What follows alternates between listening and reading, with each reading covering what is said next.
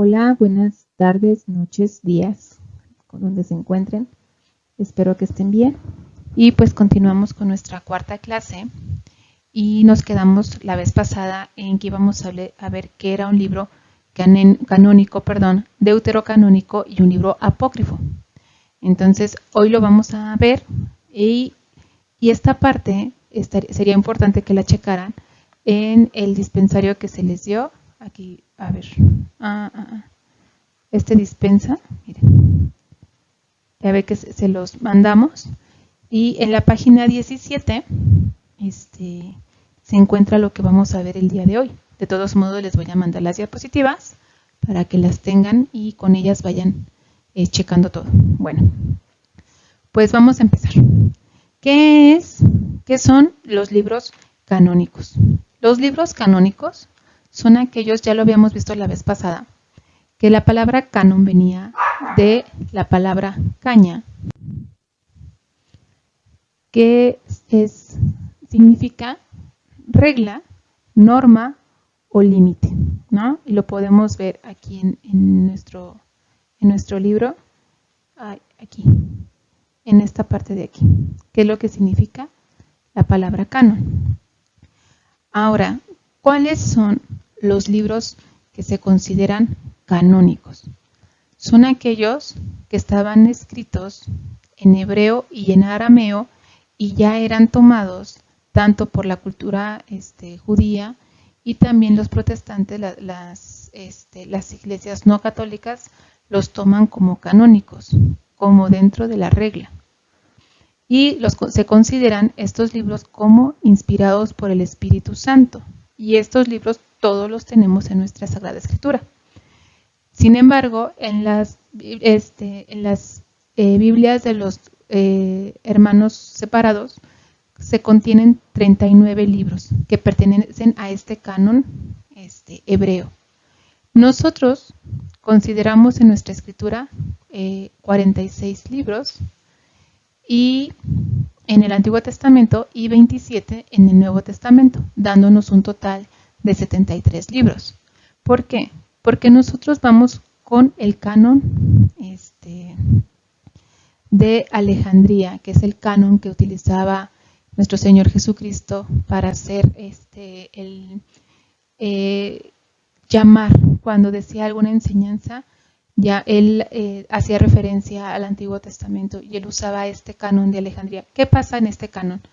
Que no solamente se toman como verdades o libros dentro de la regla a los 39 libros que estaban escritos en hebreo y en arameo, sino que también se toman los libros que se empiezan a escribir en griego. Y como lo podemos leer en nuestras notas, esto es a partir del siglo IV o siglo II, antes de Jesucristo, que se hacen estos libros y que también se integran, y sobre todo en esta traducción de los 70, ¿no? ¿Se acuerdan que habíamos comentado que se decía que eran 72 ancianos? Se escogieron 6 de cada tribu y se dieron un total eran 12 tribus, 6 por 12 nos dan 72, sin embargo a la traducción se le llama la traducción de los 70. Bueno, esta es la traducción que nosotros se ha utilizado, que les digo de este canon de Alejandría. ¿A qué se refiere esta parte del canon de Alejandría, al canon de Palestina?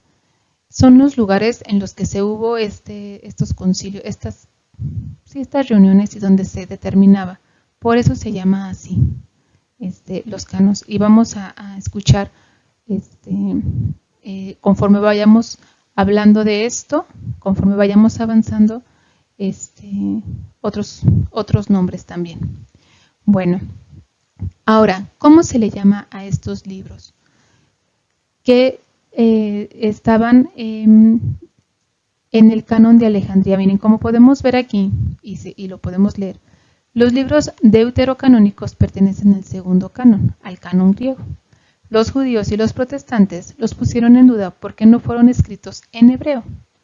Este fue el canon de Palestina. Ellos seguían por este canon. Sin embargo, la Iglesia Católica sí los reconoce como inspirados en el canon de Alejandría y que pues ahora utilizan el idioma griego que se utilizó por Cristo, por las cartas de los primeros padres. Y algunos ejemplos pues lo podemos ver en estos libros, que es Éxodo 24:1 y Lucas 4:16-21. Ahora, los libros deuterocanónicos son 7 libros.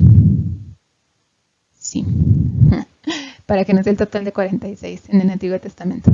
Son 7 libros y estos son los libros que están aquí abajito. Miren, los podemos ver. Son Tobías, Judith, primer libro y segundo libro de Macabeos, el libro de Sabiduría, el Eclesiástico o Siráside,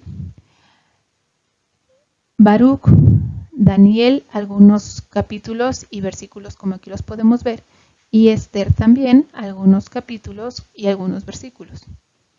Estos se consideran del segundo canon, pero se consideran dentro de la regla, ¿no? De lo que nosotros utilizamos. Ahora, los libros, y voy a apagar un poquito, voy a apagar yo para que sigamos leyendo y no me tape aquí.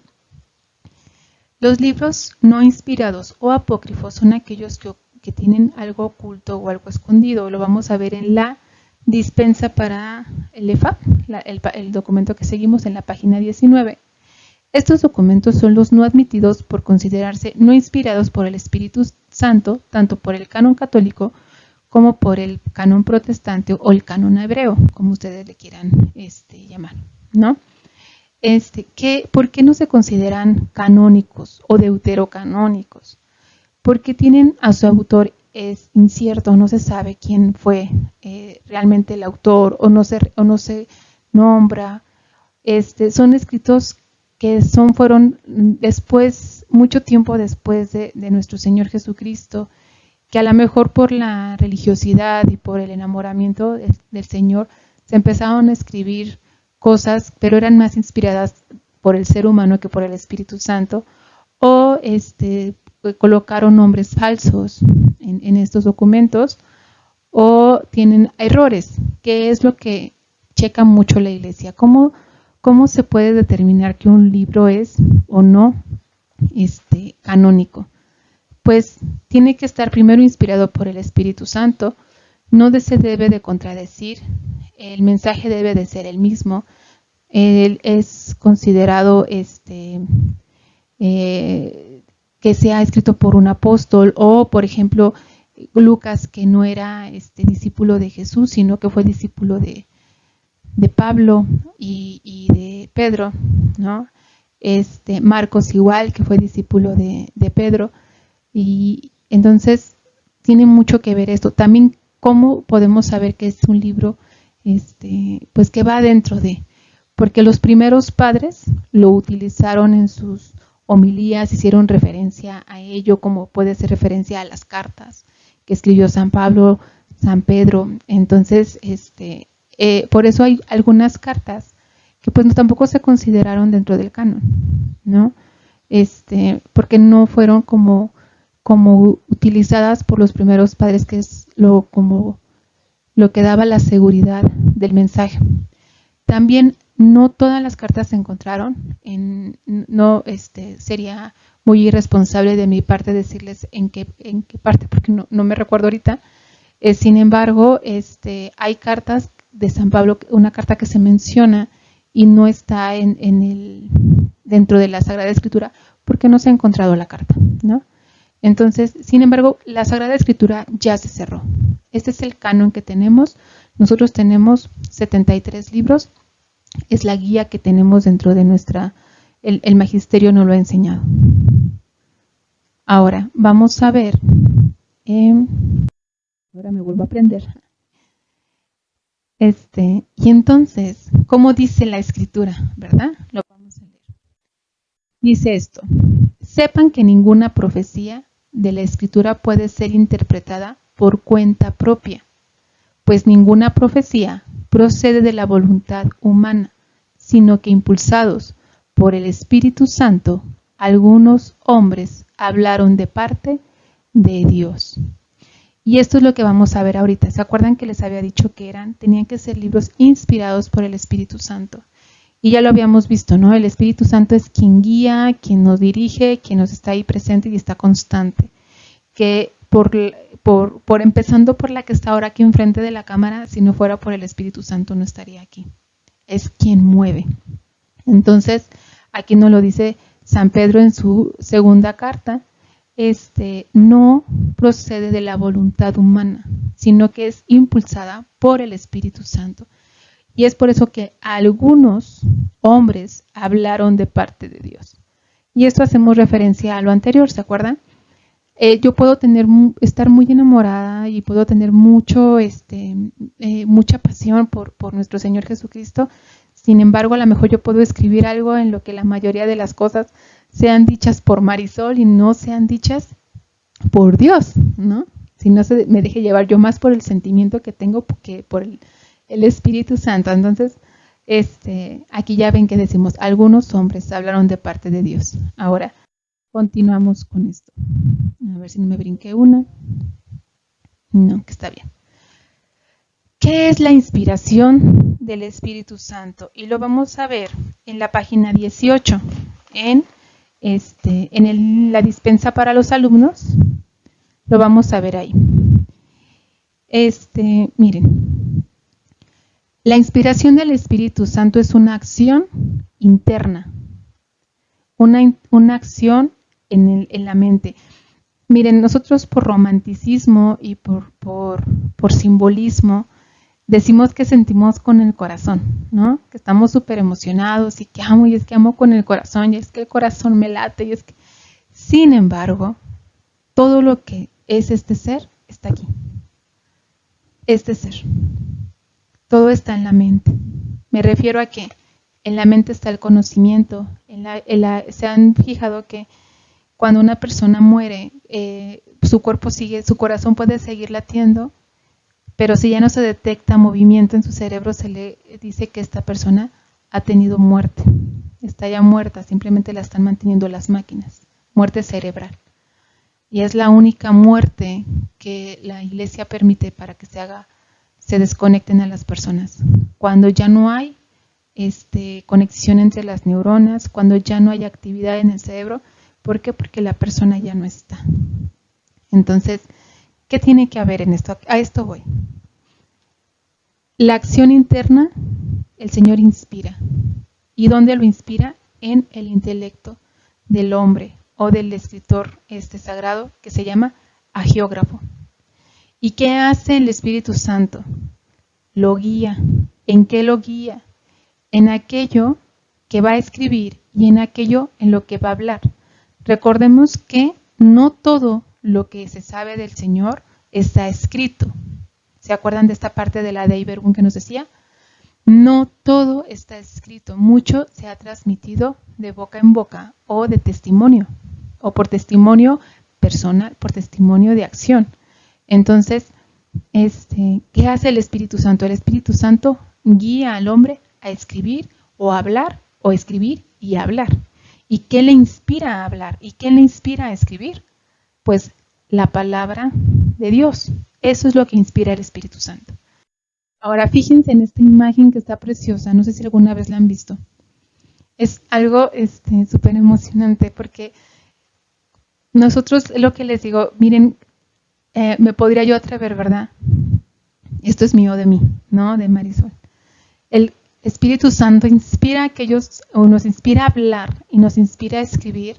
Inspiró a aquellos a escribir los evangelios, a escribir los escritos sagrados y inspiró a todos aquellos que nos han transmitido la tradición y sigue inspirando. Sin embargo, también inspira a los pintores, inspira a los autores, a los cantantes. Y ahorita miren esta obra tan hermosa de la Capilla Sixtina. Esta es la creación o la unión, la creación del hombre, ¿no? La relación entre Dios y el hombre. Pero nos vamos a enfocar, vean a Dios con su coro angélico.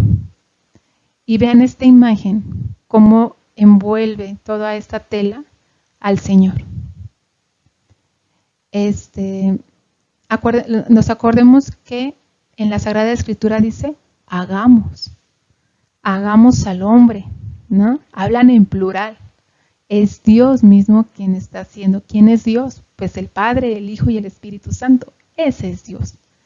Entonces, vean esta imagen donde está él con Adán, dándole la vida, ¿no?, a Adán. Y vean este estudio que se ha hecho, esta parte de la otra imagen que les voy a poner. Miren, ¿cómo es la forma de un cerebro? ¿Se fijan? A lo que voy es esto. ¿Se acuerdan que el Espíritu Santo va al intelecto del ser humano para inspirarlo, para moverlo a escribir y a transmitir? Vean esta pintura magnífica que tiene todas las líneas y cada línea conforma una parte de nuestro cerebro. El Espíritu Santo también inspira a los artistas para enseñarnos. Y así yo me lo imagino así, ¿no? Al Señor en nuestra cabeza, así, con todo lo que Él es, con toda su divinidad dentro de la cabeza del ser humano. Vean esta. Es una analogía, se puede decir. Creo es así. Bueno, si no, discúlpenme de verdad. Pero vean esto tan hermoso que tenemos. El Señor está en nuestro intelecto, está en nuestro sentimiento y en nuestro corazón. Bueno, ahora vamos a ver un ejemplo. El ejemplo que vamos a leer, lo vamos a leer en Lucas, el libro de Lucas, en el capítulo 1, versículo del 1 al 4. Y se los voy a leer. Dice: puesto que muchos han intentado narrar ordenadamente las cosas que se han verificado entre nosotros, tal como nos lo han transmitido los que desde el principio fueron testigos oculares y servidores de la palabra, he decidido yo también, después de haber investigado diligentemente todo desde los orígenes, escribírtelo por su orden, ilustre Teófilo, para que conozcas la solidez de la enseñanza que has recibido. Esto lo escribe San Lucas. Y fíjense, es un ejemplo de cómo el Espíritu Santo entra en el intelecto de la persona y lo mueve. El Espíritu Santo ha inspirado a San Lucas a escribir. ¿Qué va a escribir? Miren, nosotros tenemos 4 evangelios. Bueno, no tenemos 4 evangelios, tenemos un evangelio y 4 autores distintos. Por eso decimos Evangelio según San Mateo, el Evangelio según San Marcos, el Evangelio según San Lucas y el Evangelio según San Juan. Pero es un mismo Evangelio, porque el Evangelio es la buena noticia, ¿no? Es el mismo mensaje de nuestro Señor. Sin embargo, Mateo, Marcos, Lucas y Juan tienen su propia forma de escribir, su propia forma de mandarnos el mensaje. Miren, sobre todo en los evangelios sinópticos, que son Mateo, Marcos y Lucas, leemos textos o perícopas similares, inclusive a veces muy parecidas, ¿no? El tema es el mismo, pero la forma en la que nos lo narran, la forma en que ponen los hechos, algunos nos dan más detalles, otros son más directos, algunos se hacen el texto muy grande y otros nos dan 5 renglones del mismo. Entonces, cada quien pone sus ideas. Están inspirados por Dios, están inspirados por el Espíritu Santo. Sin embargo, la forma es la que respeta el Señor. ¿Por qué? Porque las ideas, la forma en la que ellos escriben es porque van a ir dirigidos a un público, ¿no? A alguien. Por ejemplo, Mateo, ¿a quién le va a escribir Mateo? Pues a los judíos cristianos que están en ese proceso de que están conociendo, llamando al Señor. Y entonces Él les quiere hablar y les habla mucho de Moisés y les hace mucha referencia a Él y habla muy directo porque como Él era, habla así. Marcos, el evangelio el más corto, ¿no? ¿A quién le habla? ¿Dónde escribe Marcos? Pues Marcos escribe en Roma, entonces ¿a quién usa muchos modismos de Roma, palabras de los romanos, porque está escribiendo para allá? Entonces quiere ver a estos gentiles y enamorarlos de la palabra del Señor. ¿Cómo escribe Lucas? Lucas es una persona estudiada, es un médico. es un médico y tiene escolaridad, me refiero a, tiene él otra forma de expresarse, otra forma de escribir, otra forma de analizar. Él es más meticuloso, se podría decir. Sin embargo, él le da, él lo ha dicho, ¿no? Él ha investigado desde los orígenes. Y a las personas con las que él ha investigado son, como nos dice la Sagrada Escritura, con testigos oculares y servidores de la palabra. Y uno de los testigos desde el origen es la Santísima Madre. Entonces, Lucas, hagan de cuenta que el Evangelio de San Lucas es el Evangelio de la forma en la que la Virgen veía todo lo que sucedía. Bueno, entonces vamos a esto pues. Entonces el autor expresa sus ideas, ¿sí?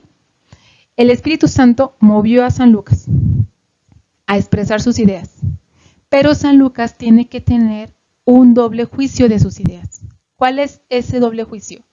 Un juicio teorético y un juicio práctico. ¿Cuál es el juicio teorético?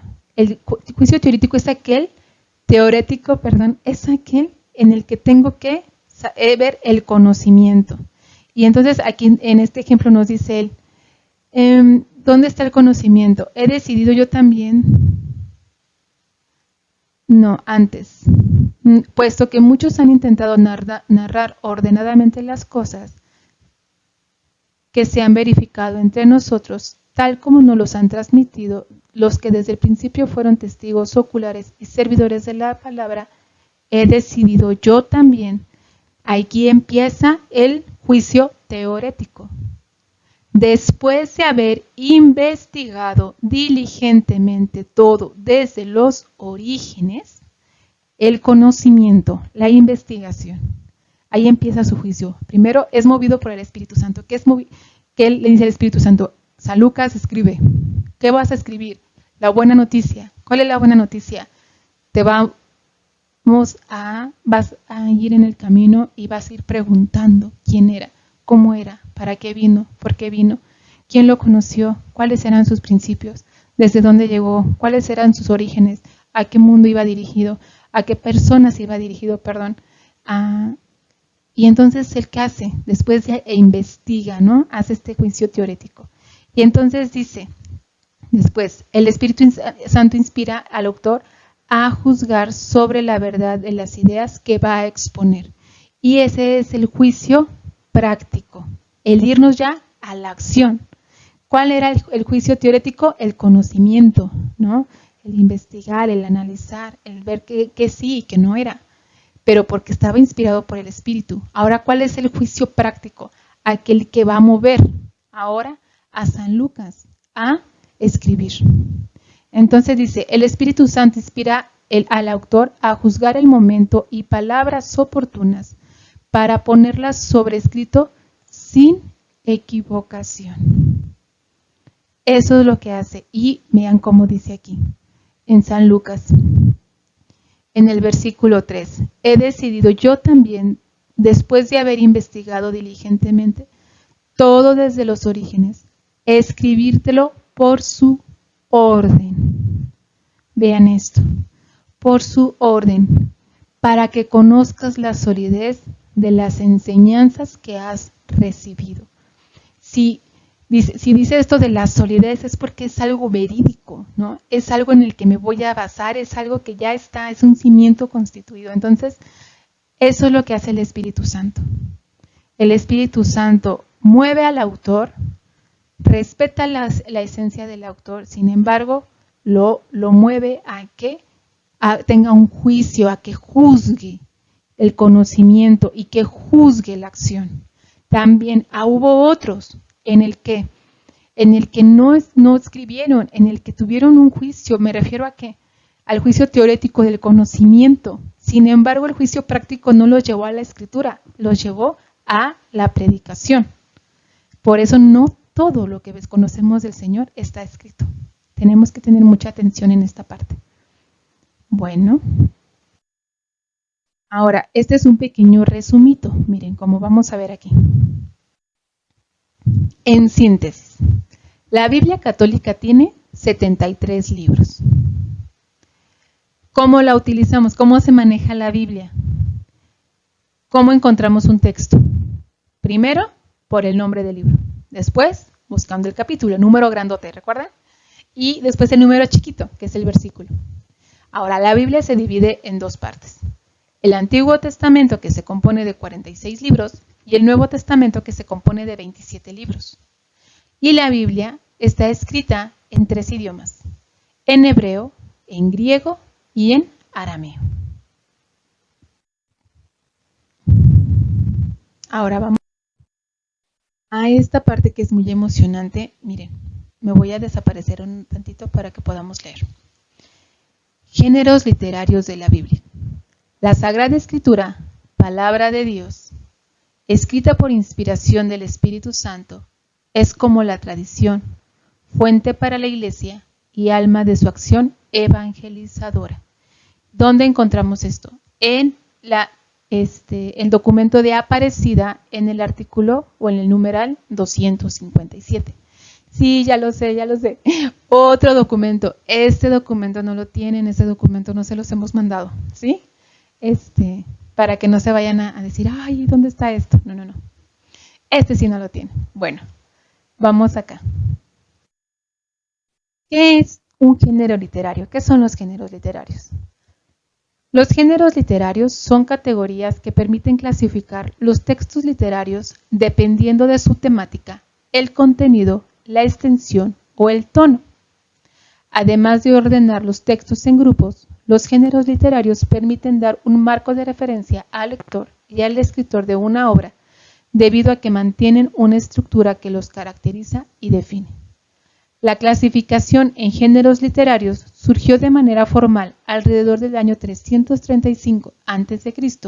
con Aristóteles, quien en su libro La Poética dividió la literatura en 4 tipos de género: épico, lírico, dramático y didáctico. Y está tomado de la fuente de humanidades.com, géneros literarios. Ahora, no todos los textos que tenemos del texto sagrado está escrito de la misma manera. El género literario va de acuerdo a las personas para cuales iba dirigido y el objetivo que quería el autor. Como ya les había explicado de los evangelios, San Mateo, San Marcos, San Lucas y San Juan escriben para distintos y para igual destinatarios, se puede decir. Pero ellos tienen un público al cual le tienen que hablar y al cual tienen que convencer, ¿no? A cual quieren que la palabra llegue.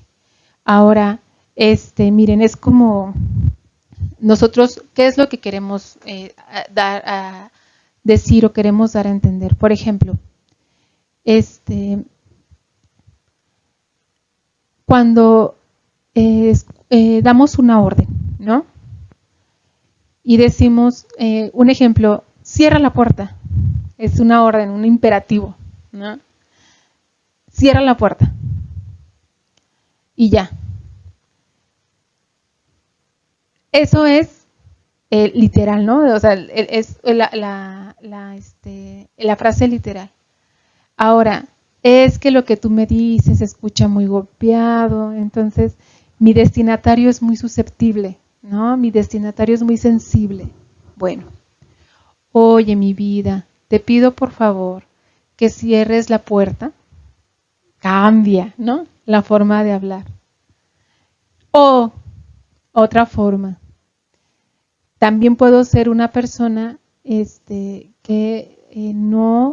le dé un poquito de rodeos a lo que quiero decir y no soy tan precisa o tan clara porque quiero que mi destinatario entre en el conocimiento, entre y se profundice en mis palabras y yo le digo, ay, no sé por qué tengo tanto frío, ha de ser porque la corriente está entrando por el hoyo de la puerta. Si esa puerta se cerrara, a lo mejor yo ya no tendría tanto frío, ¿no?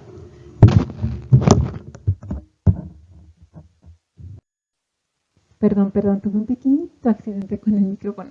Bueno, ¿se fija cómo es la forma de decir? Es algo tan sencillo, ¿Qué quería yo? Que le cerraran la puerta. Sin embargo, va dirigido a diferentes personas, ¿no? Este es un ejemplo muy, muy, muy vano que yo les puse. Entonces, por ejemplo, ahorita, miren, tenemos diferentes géneros literarios. Tenemos distintas formas de expresar en la Biblia y como les vuelvo a comentar, de acuerdo al mensaje que se quería dar, de acuerdo a las personas a quien iba dirigido el mensaje, entonces se les escribía. ¿Qué es? Miren, aquí está un género literario, el histórico.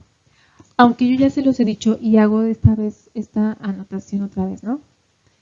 La Sagrada Escritura no es un libro de historia, no es un libro de geografía, no es un libro científico, no es un libro que se tenga que tomar al pie de la letra y empezamos a buscar concordancias para analizar si sí existió, si vamos a encontrar el Arca de la Alianza, si el Arca de Noé, en qué punto estratégico se fue y se quedó atorada para que yo vaya y busque si está ahí, si las estatuas de sal realmente existen y están en los puntos exactos donde me están diciendo, si la aparición, la primera revelación del Señor a Moisés en esta parte de la zarza y me dice que está en tal monte, pero se han hecho investigaciones y luego dicen es que aquí no pudo ser porque esta situación está así, porque no se ve, este monte está muy, muy alto y para llegar a según la Sagrada Escritura dijeron que llegaban en tanto tiempo y si nosotros venimos caminando pues llegamos en 2 horas y dice la Sagrada Escritura que se tomaron años. Entonces fíjense cómo nosotros no podemos tomar la Sagrada Escritura como un libro así, como el mundo quiere que lo tomemos. Recordemos que la Sagrada Escritura es un libro 100% religioso. ¿Y qué es lo que cuenta? La historia de nuestra salvación. Ahora, ¿qué es el género histórico? La meta es escribir la historia de la salvación, es decir, dejar por escrito para las siguientes generaciones que Dios acompaña a su pueblo y actúa en su historia, realizando hechos extraordinarios y de gran trascendencia para él. Les voy a leer esta cita bíblica, que es el primer libro de Macabeos, capítulo 1, versículos del 1 al 6. Y hago una anotación aquí. Miren, cuando veamos un número antes del libro, en el Antiguo Testamento se menciona primer libro. Si lo vemos el número en, por ejemplo, en 1 de Pedro, 2 de Pedro, 1 de Juan, 2 o 3 de Juan, son cartas. Y ahí es donde decimos primera carta de Juan, primera carta de Pedro, segunda carta de Pedro, ¿sí? Entonces nada más hay que hacer esa anotación. En el Antiguo Testamento son libros y en el Nuevo Testamento son cartas. Entonces voy a leerles este texto sagrado. Alejandro de Macedonia, hijo de Filipo, partió del país de los questeos, derrotó a Darío, rey de los persas y los medos, y reinó en su lugar, empezando por la helada. Suscitó muchas guerras, se apoderó de plazas fuertes y dio muerte a otros reyes de la tierra. Avanzó hasta los confines del mundo y se hizo con él botín de multitud de pueblos. La tierra enmudeció ante él y su corazón se ensoberbeció y se llenó de orgullo. Reunió un ejército potentísimo y ejerció el mando sobre tierras, pueblos y príncipes que le pagaban tributo. Cuando cayó enfermo y se dio cuenta de que se moría, hizo llamar a sus servidores y a los nobles que con él se habían criado. Desde su juventud y antes de morir, repartió entre ellos su reino. Esta es una historia, ¿se fijan? Nos está contando la historia de Alejandro de Macedonia, hijo de Filipo. De dónde venía, cómo era, qué hizo, qué sucedió, qué hizo que perdiera el piso, ¿no? Cómo era el pueblo, quién se le unió. Es la historia de... Voy a apagar un poquito también aquí para que veamos. El otro género literario es la prosa. Es una narración en forma de sentencia en la que es basada en hechos reales. Se resalta la acción de Dios y la situación de la vida, de manera que deje una enseñanza profunda. Y lo vamos a ver en el libro, permítanme tantito. lo vamos a ver aquí en el libro de Eclesiástico, capítulo 12, versículos del 1 al 6. Y dice así: si haces el bien, mira a quién, y tus favores serán recompensados. Haz bien al piadoso y obtendrás recompensa, si no de él, al menos del Altísimo. No obtiene beneficios quien persiste en el mal, ni quien se niega a hacer limosna. Da a la persona piadosa, pero no ayudes al pecador. Haz el bien al humilde, pero no des nada al malvado. Niégale el pan, no se lo des, porque podría utilizarlo para dominarte, y tú recibirías del doble de mal por el bien que le habrías hecho. Que también el Altísimo odia a los pecadores y dará a los malvados el castigo que merecen. Da a la persona buena, pero no ayudes al pecador. Entonces, este es un texto que nos dice, nos guía, nos dice que tenemos que hacer, ¿no? Entonces, como dice, que es una narración en forma de sentencias, en la que basada en hechos reales se resalta la acción de Dios y la situación de la vida, de manera que deja una enseñanza profunda. Ahora vamos a ver un género literario pues un poquito fuerte, ¿no? Que es el género de profético. El género profético es, como lo dice, pues profecía. ¿Quiénes hablaban por los profetas? ¿Cuál era la función de los profetas? Decir, hablar, corregir, señalar, guiar, pero sobre todo llevar el mensaje que Dios tenía hacia el pueblo. Así este mensaje fuera o no aceptado, ellos tenían que hablarlo. Recordemos un ejemplo como el profeta, como Jonás, ¿no? Que no quería llevar la palabra del Señor, no quería llevar el mensaje, pero tarde o temprano, al final en el capítulo 4 vemos que tuvo que hacer lo que el Señor le decía, o capítulo 3, perdón. Entonces, los profetas no son unas personas que llevaban una vida sencilla y una vida fácil. Me refiero hacia los demás. Entonces, el género profético es un género que, como lo dice aquí, les corresponde fomentar el espíritu con el que se debe llevar la práctica de la ley de Dios. En este espíritu confrontar a los reyes cuando gobiernan en oposición al plan de Dios. Y ahora, ¿qué sucede o qué es lo que tiene que hacer un verdadero profeta? Y lo vamos a leer en un ejemplo, ¿no? de lo que es la misión del profeta. Y lo vamos a leer en Deuteronomio capítulo 18, versículo 20, y nos dice así, el texto sagrado: pero si el profeta tiene la presunción de decir en mi nombre una palabra que yo no le he mandado decir, o si habla en nombre de otros dioses, este profeta morirá. El profeta tiene el mandato de decir las cosas que Dios le ha dado, independientemente si está de acuerdo o no con ellas, independientemente si el mensaje concuerda o no concuerda con las ideas de la persona.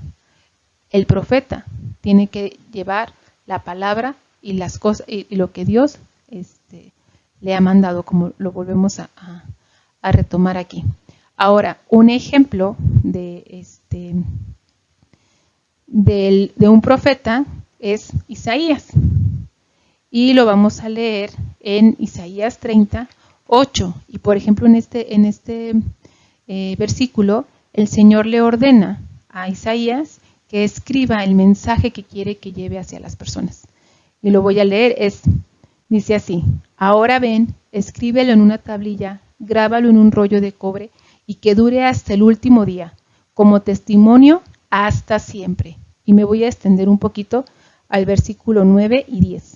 Dice: son un pueblo rebelde, criaturas capaces de traicionar, hijos que no aceptan escuchar las instrucciones de Yahvé, que han dicho a los videntes: no tengáis visiones, y a los visionarios: no nos ofrezcáis visiones verdaderas, anunciadnos cosas halagüeñas y contemplad ilusiones. ¿Quién es un verdadero profeta? Aquel que no endulza el oído. Un verdadero profeta es aquel que lleva el mensaje para la salvación. Bueno, este es el género profético. y no es un género muy fácil ¿cómo decir? De llevarlo con mucha sencillez a nuestra vida. Sin embargo, cuando lo leemos en la Sagrada Escritura, es un género literario que es de los más fáciles de identificar. Ahora, vamos a ver el género literario sapiensal o de la sabiduría. Y aquí nos dice, la sabiduría que emana del camino de la fe y el estilo de vida propuestos por Dios tiene con fin la puesta en práctica de la relación con Dios en la vida cotidiana. Estos libros recogen consejos de los sabios para la vida diaria que son relevantes para personas de cualquier cultura, aunque se distinguen por tener en mente al Dios único del pueblo de Israel. Y algunos ejemplos de los libros sapiensales o libros de sabiduría, libros que nos van guiando son el libro de sabiduría, el Eclesiastés, los Salmos, los Proverbios, el Eclesiástico, Job, Cantar de los Cantares. Y vamos a hacer también aquí como la anotación un poquito. Si checan, tenemos aquí a los Salmos y al Cantar de los Cantares, que también estos están incluidos en el género literario de la poesía. Entonces, ¿qué quiere decir esto? Que dentro de la escritura, dentro de los libros, podemos encontrar también subgéneros, ¿no? Puedo decir, bueno, en sabiduría todo el libro es sapiensal, todo el libro es de este género que me está dando una enseñanza, pero me lleva una enseñanza y aparte de esa enseñanza utiliza una manera de explicarme las cosas, a lo mejor puede ser, ahorita como lo llamábamos, más poética o narrativa, ¿no? Me está narrando algunos hechos que me llevan a esta parte de enseñarme lo que la palabra de Dios me quiere decir. Entonces, por eso vamos a encontrar dentro de los mismos libros subgéneros también. Ahora, este género literario épico. Este género es uno de los que vamos a encontrar más en el Antiguo Testamento. Este género lo que quiere hacer es, como lo dice aquí, resaltar las victorias que son producto en las que está Dios presente entre el pueblo de Dios. ¿Esto qué quiere? Miren, hubo un tiempo en el que, como actualmente, la fe va disminuyendo, ¿no? Porque dice uno, ¿cuándo va a llegar? ¿Dónde está el Señor? Entonces empiezan las generaciones a dudar y entonces las generaciones más antiguas, se pueden decir, o los ancianos o la gente empieza a decir, no, esto se nos está perdiendo y tenemos que contarle a las nuevas generaciones la historia de Israel, el pueblo, de cómo Dios siempre ha estado al pie de la letra, siempre ha protegido, en guerras ha estado al frente, cómo ha ayudado, cómo ama a este pueblo.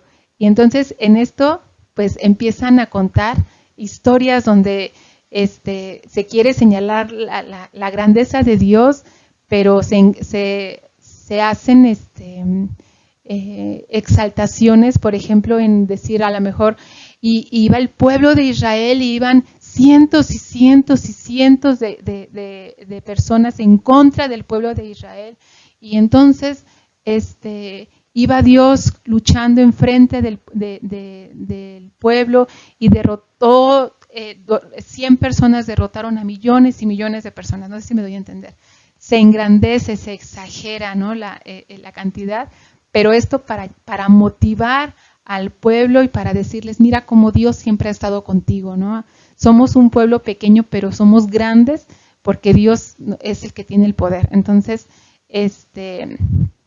lo vamos a leer, por ejemplo, aquí en el libro de Josué, capítulo 10, versículo de 10 al 15, y vamos a leer un pequeñito ejemplo. Dice así: en cierta ocasión, Adoni-Sedec, rey de Jerusalén, se enteró de que Josué se había apoderado de ahí y la había consagrado al anatema, haciendo con Ahí y su rey como había hecho con Jericó y su rey, y de que los habitantes de Gabaón habían hecho las paces con Israel y que vivían entre los israelitas. Ante la noticia, se atemorizó sobremanera porque Gabaón era una ciudad grande, tanto como cualquier ciudad real, mayor que Ahí, y todos sus hombres eran valientes. Entonces Adonisedec, rey de Jerusalén, mandó a decir a Joán, rey de Hebrón, a Pirán, rey de Yarmut, a Yafía, rey de Laquis, y a Debir, rey de Eglón: venid en mi auxilio para que derrotemos a Gabaón, pues ha hecho las paces con Josué y con los israelitas. Los 5 reyes amorreos se juntaron y subieron con todas sus tropas. Era el rey de Jerusalén, el rey de Hebrón, el rey de Yarmut, el rey de Laquías y el rey de Eglón, asediaron a Gabaón y los atacaron. Los gabaonitas mandaron a decir a Josué: el campamento de Gilgal, no dejes solos a tus siervos, sube a prisa donde nosotros, sálvanos y socórrenos, porque se han alineado contra nosotros todos los reyes amorreos que habitan en la montaña. Josué subió de Gilpal con toda la gente de guerra y todos los guerreros valientes. Entonces Yahvé dijo a Josué: no les temas, porque los he puesto en tus manos, ninguno de ellos te podrá resistir.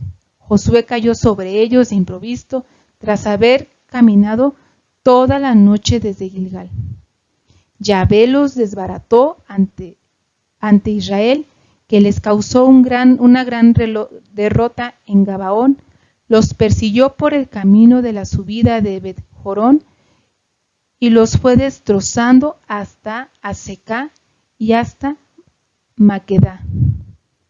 Este es un ejemplo, ¿se fijan? 5 reinos contra Josué. ¿Y qué le dice Dios? No temas. ¿Y qué hace Dios? Los destruye. Entonces es un género literario épico. ¿Sí? Este es un ejemplo. Poco a poquito vamos a ir entendiendo, poco a poquito vamos a ir viendo de acuerdo a cómo vayamos leyendo, así que no se preocupen. Bueno, ahora vamos a los géneros literarios poéticos. Como ya les había dicho yo un poquito, son los salmos y el cantar de los cantares. Sin embargo, también en el libro de Isaías hay salmos, hay poemas. En otros libros, ahorita perdón porque no se me viene a la memoria, también se encuentran subgéneros literarios, ¿sí?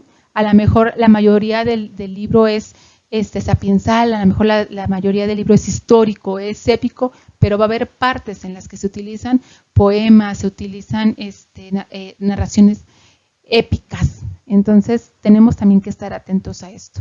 Ahora, ¿qué hace un género literario poético?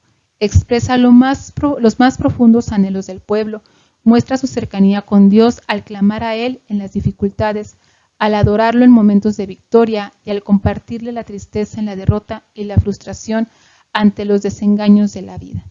Miren, lo podemos leer en los salmos, donde hay salmos donde se dice: Señor, gracias por toda tu creación, gracias por tu grandeza, gracias porque estás ahí, gracias porque mis enemigos no me han derrotado, ¿no?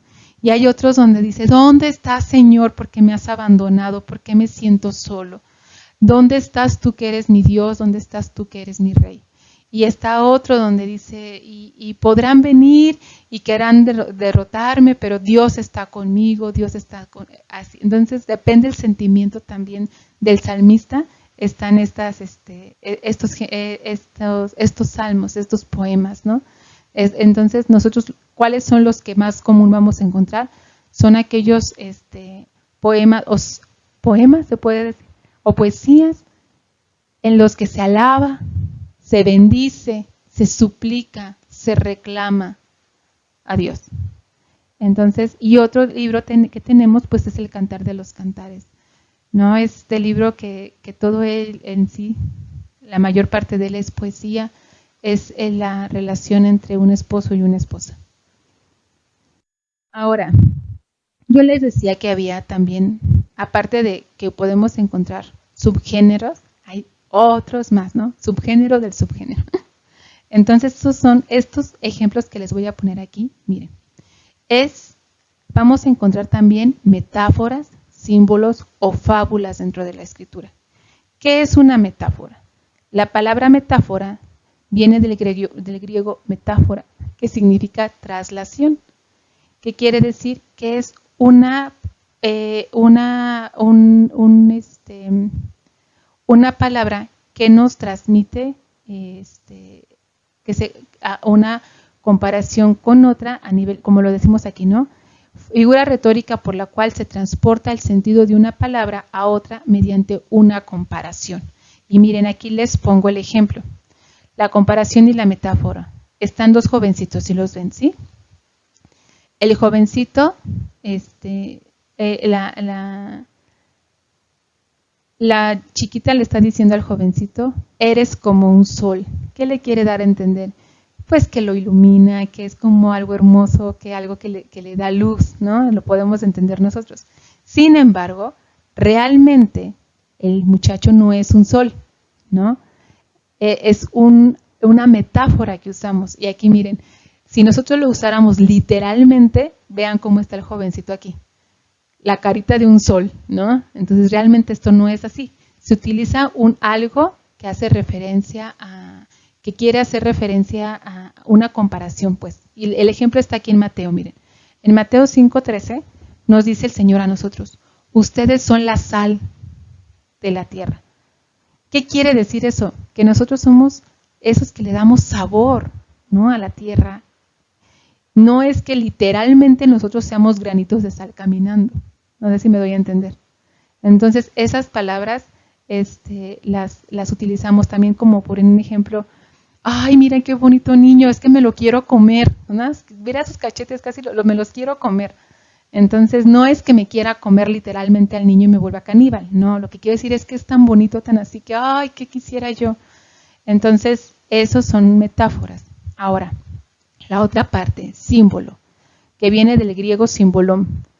Es un signo o acción que representa otra cosa, personajes o instituciones.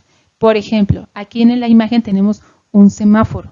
Nosotros cuando vemos un semáforo no vemos palabras, pero ya relacionamos la palabra con la imagen con la palabra.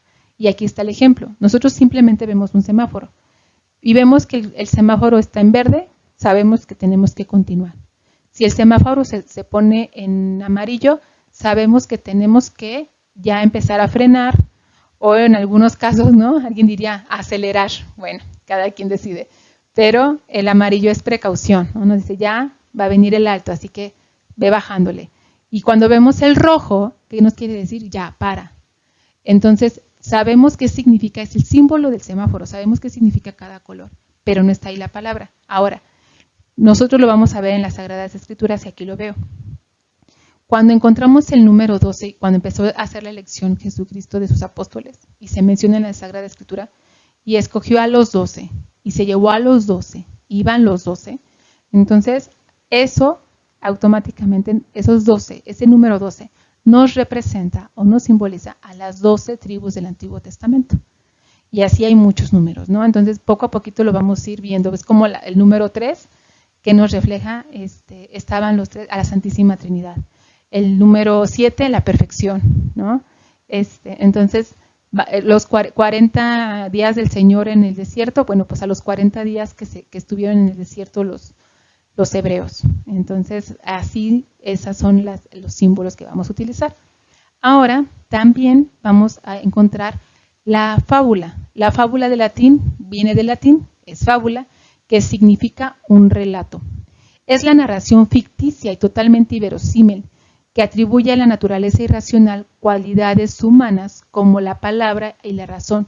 Su fin es enseñar e instruir.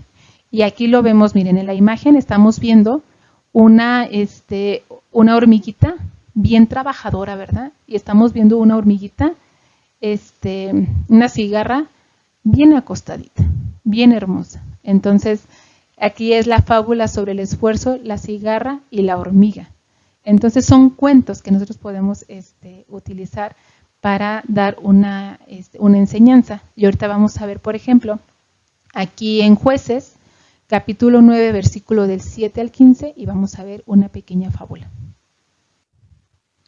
Dice así: se lo anunciaron a Jotán, quien se colocó en la cumbre del monte Gerizim, alzó la voz y clamó: escuchadme, señores de Siquén, y que Dios os escuche. Los árboles se propusieron ungir a uno como su rey.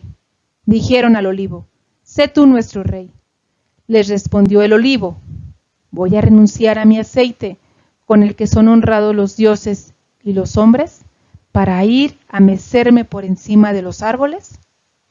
Los árboles dijeron a la higuera, ven tú, reina sobre nosotros. Le respondió la higuera, voy a renunciar a mi dulzura y a mi sabroso fruto, para ir a mecerme por encima de los árboles. Los árboles dijeron a la vid, ven tú, reina sobre nosotros. Les respondió la vid, voy a renunciar a mi mosto, que alegra a los dioses y a los hombres, por ir a mecerme por encima de los árboles. Todos los árboles dijeron a la zarza, ven tú, reina sobre nosotros. La zarza respondió a los árboles, si con sinceridad venías a ungirme a mí para reinar sobre vosotros, llegad y cobijaos a mi sombra, y si no es así, brote fuego en la zarza y devore los cedros del Líbano. Vean cómo se utilizaron símbolos. Aquí está un diálogo entre árboles, ¿no? Es algo irreal. Sin embargo, es una historia que nos está contando, nos lleva a hacer, aquí como nos lo dice, que atribuye a la naturaleza irracional cualidades humanas como palabras y la razón. Su fin es enseñar, instruir. Esa es la finalidad de la fábula. Entonces, ahí es cuando tenemos nosotros que poner atención y no leerlo de manera literal, ¿no? Decir, entonces en el Antiguo Testamento había árboles que hablaban unos entre sí y uno se decía al otro y otro quería gobernar al otro. No, entonces no entenderíamos el mensaje de Dios como Él nos lo quiere enseñar. Se utilizó una fábula para darnos una enseñanza. Entonces, ahorita vamos a hacer ya un pequeño resumen, ¿verdad?, de lo que tenemos tanto en el Antiguo Testamento como en el Nuevo Testamento. En el Antiguo Testamento es Dios el autor de la Biblia completa. Sabemos que del Antiguo Testamento y del Nuevo Testamento. Utilizó a personas que fueron inspiradas por el Espíritu Santo. ¿Se acuerdan de esta parte que veíamos? Él utiliza el intelecto de las personas, se mete al intelecto a lo más adentro y las guía. Se escribe en géneros literarios de acuerdo a ¿qué? A la cultura, al contexto histórico y a las personas a las que se quiere llegar. Tenemos que tener en cuenta esta parte. Cuando leemos el Antiguo Testamento y el Nuevo Testamento, tenemos primero que ponernos en decir, a ver, ¿qué estaba sucediendo ahí? ¿Cómo eran las personas de ahí? ¿Qué costumbres tenían? ¿Cuáles eran las palabras que usaban? ¿No? Tenemos que, y ya después vamos a ir entendiendo el por qué se les hablaba de esa forma. Ahora, ¿cuántos géneros literarios encontramos? Libros históricos que, como lo habíamos dicho, son narraciones populares, tradiciones guerreras, patrióticas o religiosas. A su vez, estas son historias noveladas que dejan una enseñanza religiosa, cronología o geografía de los hechos. En esta parte de los libros históricos entran aquellas que les decía de las narraciones épicas, ¿no? Bueno, en los libros proféticos, Dios se valió de profetas para comunicarse su mensaje durante la antigua alianza. Los libros proféticos contenían oráculos y narraciones proféticas. Los libros didácticos o sapiensales contienen refranes, sentencias, consejos, instrucciones de carácter práctico.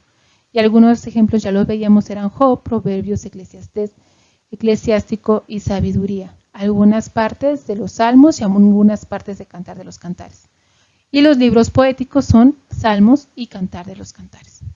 Ahora, los géneros literarios del Nuevo Testamento, aquí varían un poquitito, ¿sí?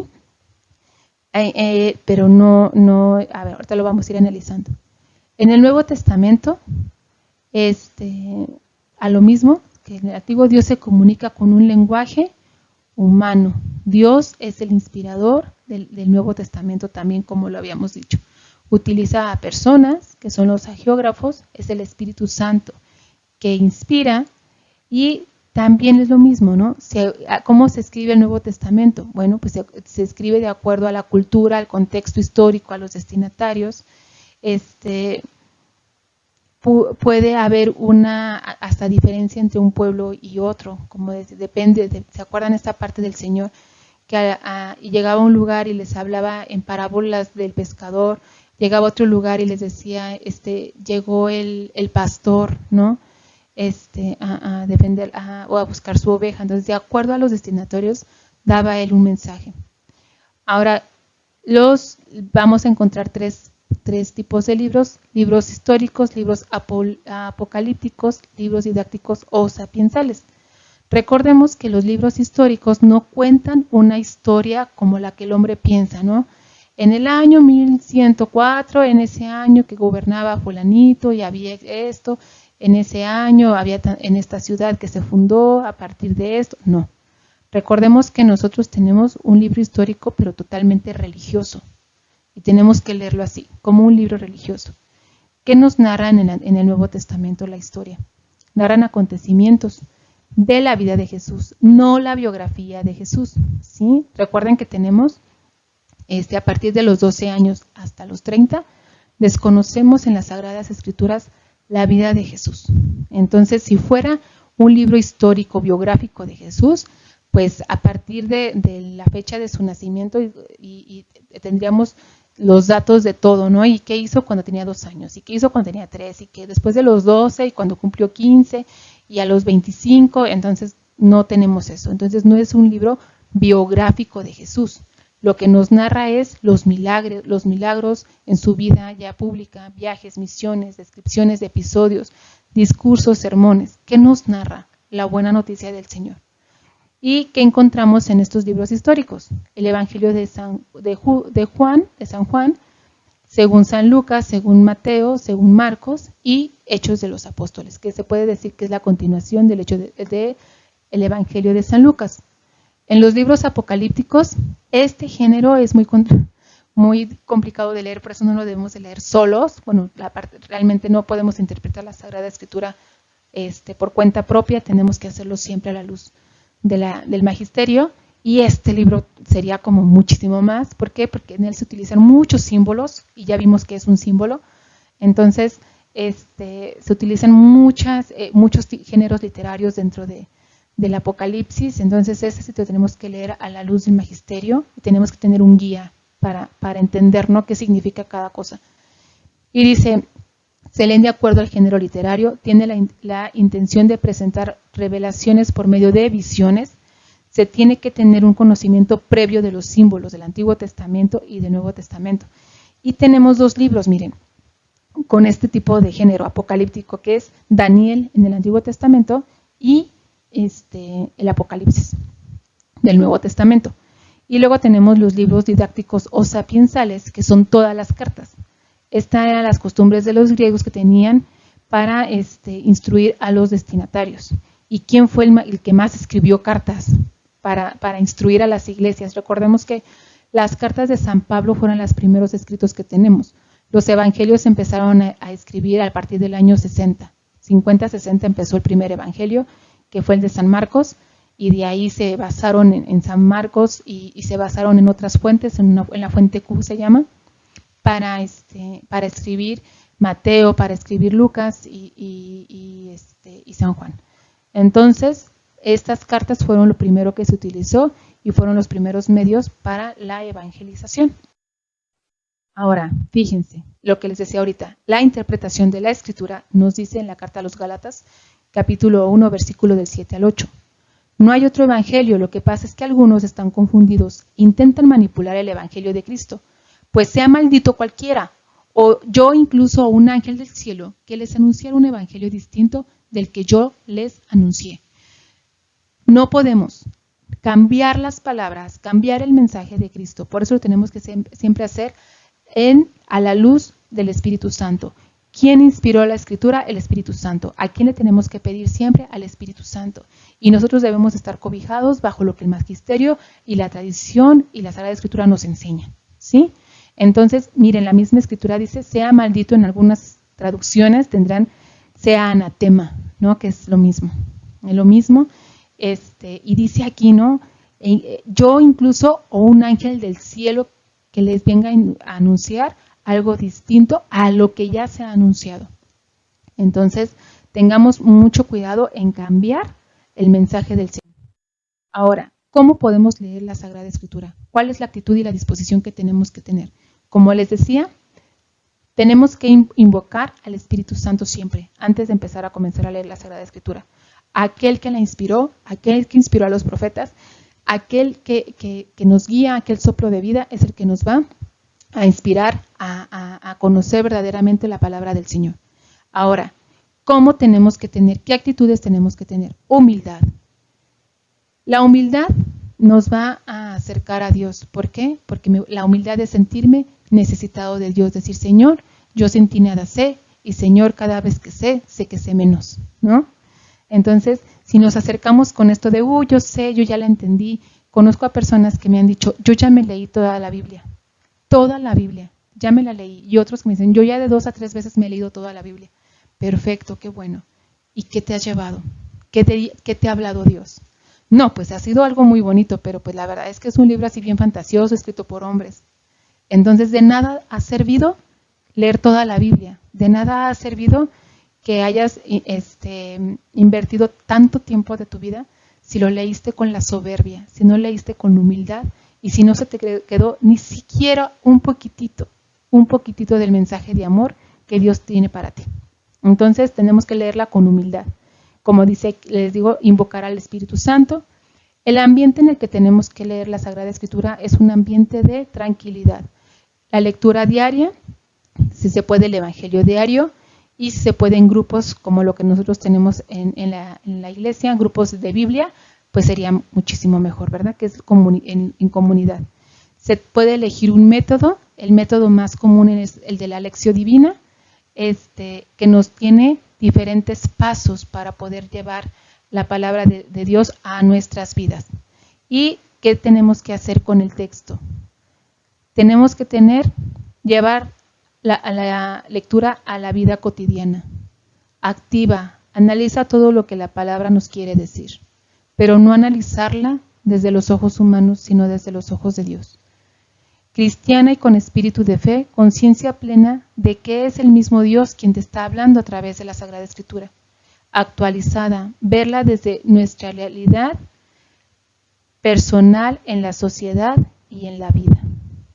La palabra de Dios nos la tenemos que llevar a nuestra propia vida. Cuando leemos la Sagrada Escritura, y así nos puede pasar cuando escuchamos alguna palabra, una canción, un mensaje de alguien, y podemos decir, nos viene a la mente, si esto lo escuchara fulanito. No, hombre, este mensaje está para sutanito, pero sí perfecto. Ojalá estuviera aquí mi suegra. Ojalá estuviera aquí mi esposo para que escuchara. Entonces, cuando pasa esta situación, también yo no estoy escuchando la palabra de Dios con humildad, la estoy escuchando con la soberbia. Entonces, la palabra de Dios primero tiene que entrar en mí. Si llega a mí, por mi testimonio, puede llegar a los demás. Pero si no llega a mí y yo la quiero hablar, la gente me va sin querer o queriendo a decir, me estás hablando de algo que ni siquiera tú mismo crees, porque si lo creyeras, tú mismo lo vivirías y se te notaría. Entonces, primero tenemos que vivir la palabra hacia nosotros y después llevarla al mundo. Recuerden que nosotros no podemos solamente engordar, empezar a conocer y a conocer y a conocer y ya me lo quedo yo, porque también es egoísmo, es soberbia. Cuando ya la hice parte de mi vida, ahora sí, Señor, utiliza este siervo tuyo que solo está hecho para hacer lo que tú le has mandado. Bueno, ahora, ¿cómo vamos a interpretar la Sagrada Escritura? Como lo vimos, tenemos que leer desde la fe, no de una mirada protestante, ¿no? Y no me refiero tanto a las miradas de las iglesias que están fuera de la Iglesia Católica, sino de nosotros mismos. ¿Y por qué es esto? No, yo no estoy de acuerdo. Es que independientemente si tú estás o no de acuerdo, la palabra de Dios así es. Entonces, miren, ustedes en su casita van a buscar cada una de las citas bíblicas que aquí están marcadas. Yo ahorita les voy a leer solamente una, que va a ser la primera carta de Juan, el capítulo 2, versículos del 19 al 23. Y nos dice así: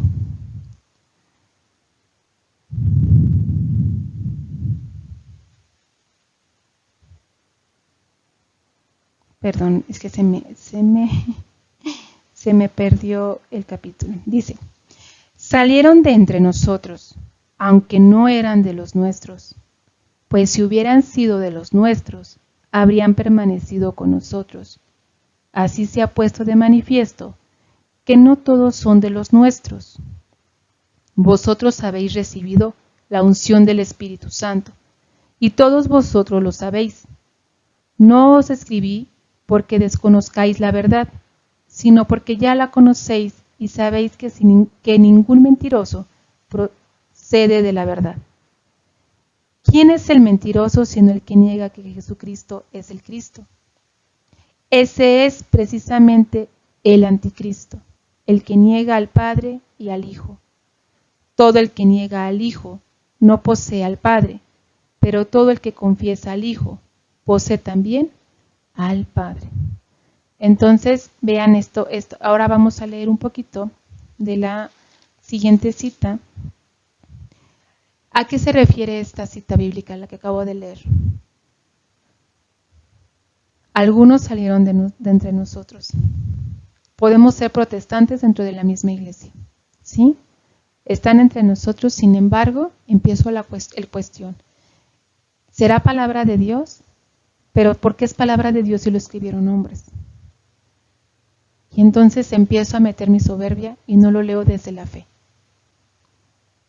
Y como nos dice la Sagrada Escritura, estaban entre nosotros, pero no eran de nosotros. Ahora vamos a leer el capítulo 4, versículo del 1 al 3, y dice así. Queridos, no os fiéis de cualquier espíritu, antes bien comprobad si los espíritus son de Dios, pues son muchos los falsos profetas que han venido al mundo. En esto podréis reconocer quién tiene el Espíritu de Dios. Todo el que confiesa que Jesucristo vino como verdadero hombre, ese tiene el Espíritu de Dios. Y todo el que no confiesa a Jesús, ese no tiene el Espíritu de Dios. Ese tal es del anticristo. El que oíste que iba a venir, pues bien, ya está en el mundo. Todos los que negamos a Cristo somos anticristos. Todos los que anteponemos nuestra soberbia, nuestro intelecto, nuestro conocimiento ante la verdad absoluta de Dios, ya somos anticristos. Entonces, ¿cómo tenemos que leer la Sagrada Escritura? Desde la fe, desde la humildad. Bueno, la auténtica interpretación de la Biblia solo es posible en la fe eclesial y en la comunidad de la Iglesia. Y lo vamos a leer en el Evangelio según San Juan, en el capítulo 17, versículo 20. Y esto nos dice así. No os ruego solo por estos, sino también por aquellos que creerán en mí, por medio de su palabra. Y dice, no nada más por estos, sino por aquellos que creerán. ¿Y cómo van a creer? Por medio de la transmisión, por la tradición y por medio de la Sagrada Escritura, que nos enseñará y que nos está enseñando a nosotros ya en este momento y que enseñará a las futuras generaciones. Ahora, la parte de abajo dice, los sentidos. Tenemos diferentes niveles de interpretación. Miren, aquí hay algo, acuérdense que SIC significa Catecismo de la Iglesia Católica y lo vamos a leer en los numerales del 115 al 118. Y hay algo hermoso en el número 118 que dice, la letra enseña los hechos, la alegoría lo que has de creer, el sentido moral lo que has de hacer y la anagogía a dónde has de tender. Vean lo que nos enseña. Entonces ¿a qué se refiere? Y es lo que vamos a ver ahorita. Tenemos dos sentidos básicos, el sentido literal de la escritura y el sentido espiritual. ¿Qué es el sentido literal? Es la expresión directa de los escritores inspirados. Puede ser propio o metafórico, referirse a una realidad o varias realidades. A la vez, este sentido literal se subdivide en dos, en metáfora. La metáfora, que dice su sentido literal no es para comprenderlo palabra por palabra, sino en el contexto. Y también nos dice otro, perdón, no es división, nos dice otra indicación. No ir al literalismo o al pie de la letra. ¿Qué es esto? Es tomar la frase escrita al pie de la letra. Entonces, esto lo podemos ver así, miren. Ya lo vimos, la metáfora, el sentido, que es el sentido literal, ¿no? Que nos dice ahí, ustedes son la sal de la tierra. Sin embargo, nosotros somos eso que le da vida a la tierra, somos eso que le da el sabor a la tierra. Eso es, pero no es por nosotros, es por la gracia que Dios nos ha dado. Ahora, si nosotros lo tomamos de manera literalista, diríamos, pero pues es que yo soy humano, yo no soy granos de sal. ¿Por qué Dios dice que yo soy sal si yo soy humano? Entonces empieza una controversia. O esta parte de decir que dice el Señor, ¿no? Si tu ojo te es causa de pecado, pues arráncatelo. Si tu mano te causa de pecado, pues córtatela. Entonces, si nosotros tomáramos la palabra de manera literalista, pues anduviéramos todos mancos, cojos, tuertos, sin orejas, sin boca. Sin embargo, ¿qué es lo que nos quiere decir el Señor en esto? Ahora, ¿a dónde se va esta parte, no? ¿Cuál es el sentido verdadero de esto? Bueno, voy a mi sentido espiritual. ¿Y el sentido espiritual qué es? Es la expresión de un texto bíblico leído desde la luz del Espíritu Santo en el contexto al mensaje que Jesucristo me quiere dar. Si Jesús me dice, si tu ojo te es causa de pecado, córtatelo. Si tu mano, si tu oído, ¿qué quiere decir? Por ejemplo, y eso lo he puesto mucho como ejemplo. Si yo sé que tengo un oído muy, muy fino y que yo cuando me pongo al lado del confesionario puedo escuchar lo que la gente está confesando y yo ya sé que el chisme es mi debilidad, pues corto con eso. No es que me corte la oreja, sino que me voy y me alejo de esa parte donde estoy y me pongo en el lugar donde no escuche nada y donde esta parte de ser chismoso se quite, se corte. Ese es el sentido espiritual, ¿no? Lo que el Señor me quiere llevar. Ahora, este sentido espiritual se divide en tres partes: alegórico, moral y anagógico. ¿Qué es el alegórico? ¿Cómo se refiere el texto a Cristo? El moral, ¿cómo se refiere el texto a mis propias acciones? Y el anagógico, ¿de qué manera refiere el texto a nuestro destino? A lo que voy a hacer después. ¿Se acuerdan? Ahora vuelvo a releer lo que leí al principio. La letra enseña los hechos, la alegoría lo que has de creer, el sentido moral lo que has de hacer y la anagogía a dónde has de atender. Entonces, ahorita vamos a ver un ejemplo de este tipo de sentidos. ¿Cómo más tengo que interpretar la Sagrada Escritura? En la fidelidad del texto. La palabra no se debe manipular para nuestros propios intereses. Recordemos lo que nos decía la primera carta de 2 de San Juan. Algunos salieron de nosotros, pero ellos no eran de nosotros. ¿Por qué? Porque interpretaron como quisieron. ¿Y qué nos dice también? ¿Se acuerdan ahorita que leíamos la carta de los Gálatas? Si viene uno que dice algo que no es el mensaje de Cristo, que sea anatema, ¿no? Y dice Pablo, inclusive yo mismo, si voy en contra de lo que ya les he anunciado, yo mismo soy anatema.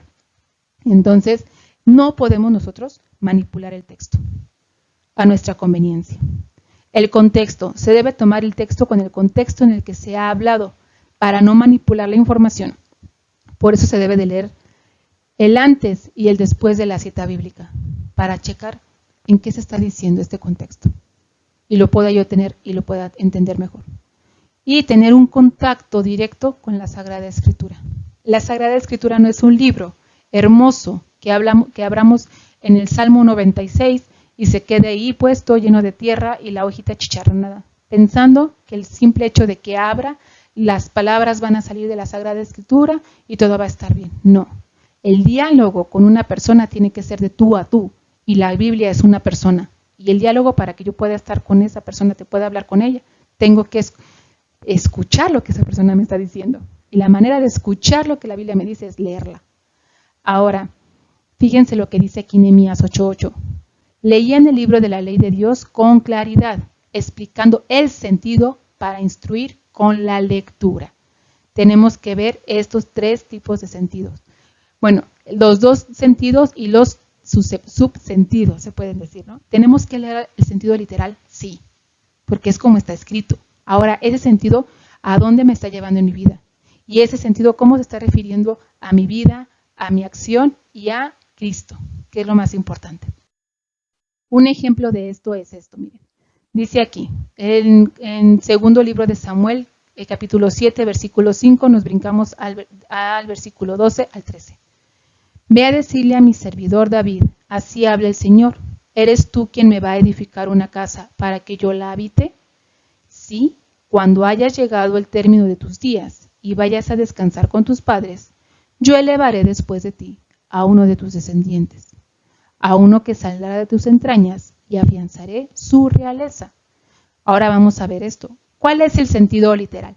¿A quién se refería Dios en este contexto? Pues al hijo de David, que iba a ser Salomón, y que finalmente es quien le construye el hermoso templo. Lo vemos en el sentido literal. Ahora, el sentido metafórico. Vamos a leer dos citas. Dice, vayas a descansar con tus padres. La palabra descansar no significa que te vayas y descanses, ¿no? Me voy a ir a dormir, no, ese es el sentido literal. ¿Qué es el sentido metafórico? No se utiliza la palabra muerte, se utiliza la palabra descanso. Entonces, la palabra aquí descansar es cuando tú mueras. Cuando vayas y te mueras y estés junto con tus padres, ¿no? Y ahora otra parte, dice, a uno que salga de tus entrañas. Las entrañas, ¿quién las tiene? Las mujeres. Las mujeres somos las que damos vida, no los hombres. Pero entonces, ¿qué significa esta parte que le dice Dios a David? De tus entrañas significa genealogía. Si vean cómo es el sentido metafórico, cómo nos lleva de una palabra que nos hace referencia a otra.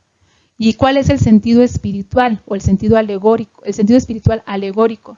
¿Cómo se refiere esto a Cristo? ¿Quién es el que va a tener, dice ahí, a uno que saldrá de tus entrañas y afianzaré tu realeza? ¿Se acuerdan de quién desciende en la Sagrada Escritura Jesús?